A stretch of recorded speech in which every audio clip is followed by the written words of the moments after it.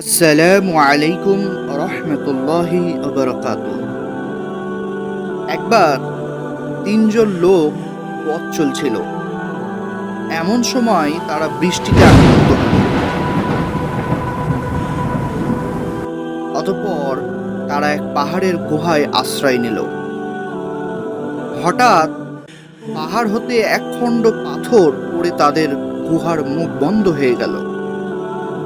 তখন তারা একে অপরকে বলল, নিজেদের কৃতে কিছু সৎ কাজের কথা চিন্তা করে বের করো, যা আল্লাহ তাআলার সন্তুষ্টির জন্য তোমরা করেছ, এবং তার মাধ্যমে আল্লাহ তাআলার নিকট দোয়া করো। তাহলে হয়তো আল্লাহ তাআলা তোমাদের ওপর হইতে পাথরটি সরিয়ে দিবেন। তাহাদের মধ্যে একজনা বলতে লাগলো, হে আল্লাহ, আমার আব্বা মা খুব বৃদ্ধ ছিলেন এবং আমার ছোট ছোট সন্তানও ছিল।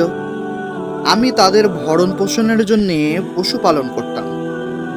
সন্ধ্যায় যখন আমি বাড়ি ফিরতাম তখন দুধ দহন করতাম এবং আমার সন্তানদের খাওয়ানোর আগে আমি আমার আব্বা এবং আম্মাকে পান করাতাম।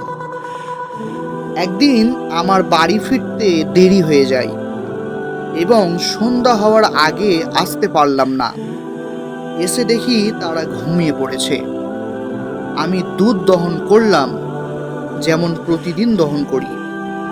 তারপর আমি তাদের কাছে দুধের পেয়ালা নিয়ে দাঁড়িয়ে রইলাম।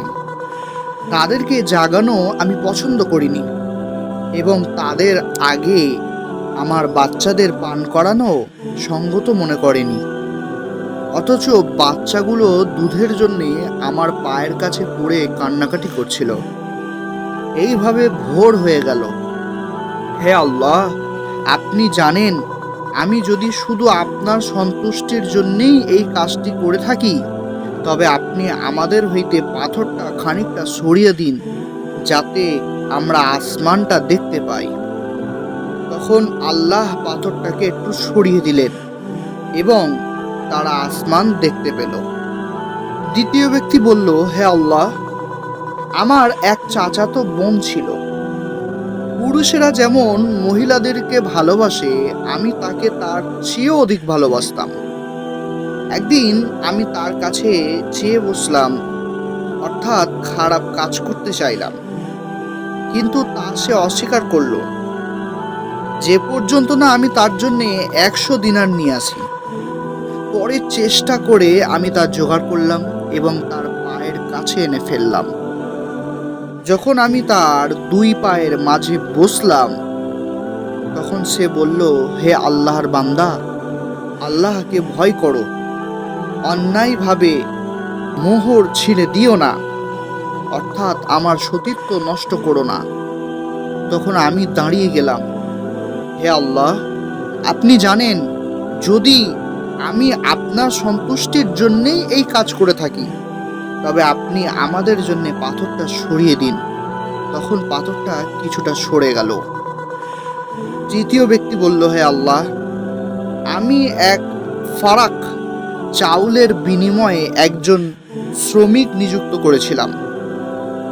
যখন সে তার কাজ শেষ করলো, আমাকে বলল, আমার পাওনা দাও। আমি তাকে তার পাওনা দিতে গেলে সে তা নিল না।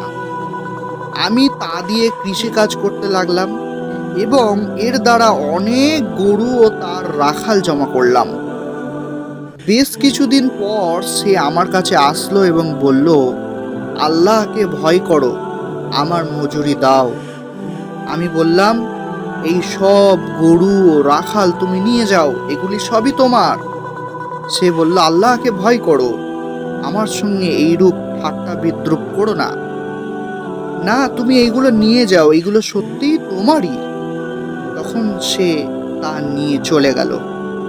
আয় আল্লাহ, আপনি জানেন, যদি আমি আপনার সন্তুষ্টি লাভের জন্যেই এই কাজটি করে থাকি, তবে পাথরটুকু বাকি অংশ সরিয়ে দিয়ে আমাদেরকে এই গুহা থেকে আপনি নাজাত দান করেন। আল্লাহ তাআলা পাথরটিকে পুরোপুরিভাবে সেই গুহা থেকে সরিয়ে দিলেন। বন্ধুগণ, এই ঘটনা থেকে আমরা এই শিক্ষা নিতে পারি যে বান্দা সুখে দুঃখে সর্বদা আল্লাহকে ডাকবে। 2, বিপদ আপদের সময় আল্লাহকে ব্যতীত কোনো মৃত ব্যক্তি বা অন্য কাউকে ডাকা শিরকে আকবর বা বড় শিরক বলে গণ্য হবে। 3, সৎ আমলকে ওসিলা হিসাবে গ্রহণ করতে হবে। 4, পিতামাতার প্রতি সৎ ব্যবহার করতে হবে এবং সন্তান ও স্ত্রীদের ওপর তাদেরকে প্রাধান্য দিতে হবে। 5, শ্রমিককে তার ন্যায্য পাওনা প্রদান করতে হবে।